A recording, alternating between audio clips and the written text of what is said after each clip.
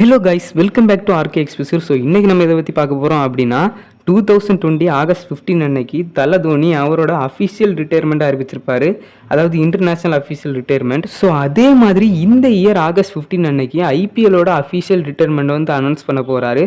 So இதை பற்றி தான் இந்த வீடியோவில் ஷார்ட் அண்ட் ஸ்வீட்டாக பார்க்க போகிறோம்.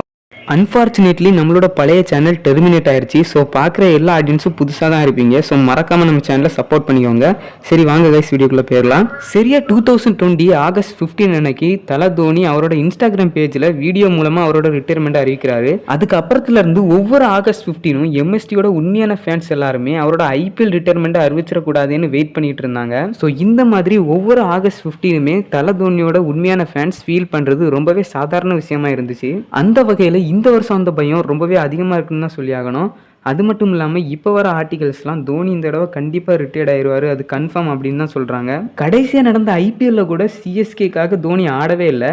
அது மட்டும் இல்லாமல் கடைசியாக சேப்பாக்கில் நடந்த மேட்ச்லையும் அவரோட தம்பு இன்ஜுரி காரணமாக அவரால் ஆட முடியல அப்படின்ட்டு பேசப்படுது. ஸோ உண்மையாகவே அந்த மேட்ச் அவர் ஆடி இருந்தாருன்னா கன்ஃபார்ம் பண்ணியிருக்கலாம் அவர் ரிட்டையர் ஆக போகிறாருன்னு. ஏன்னா அவர் தான் சொல்லியிருக்காரு அவரோட கடைசி மேட்ச் சேப்பாக்கில் தான் ஆட போகிறேன் அப்படின்னு.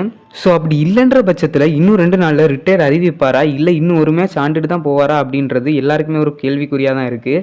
இதில் இன்னொரு விஷயம் என்னென்னா எல்லாருமே ஸ்ட்ராங்காக சொல்கிறாங்க இந்த தடவை அவர் கண்டிப்பாக ரிட்டையர்ட் ஆயிடுவார் அப்படின்னு. என்னதான் நடக்க போகுது அப்படின்றத பொறுத்துன்னு தான் பார்க்கணும். ஸோ இதை பற்றி நீங்கள் என்ன நினைக்கிறீங்க அப்படின்னு மறக்காமல் கமெண்ட்டில் சொல்லுங்கள். இந்த மாதிரி கிரிக்கெட் அப்டேட்ஸ் வேணும் அப்படின்னு நினச்சிங்கன்னா நம்ம சேனலை மறக்காமல் சப்ஸ்கிரைப் பண்ணிக்கோங்க. ஸோ பாய் காய்ஸ், நெக்ஸ்ட் வீடியோவில் பார்க்கலாம்.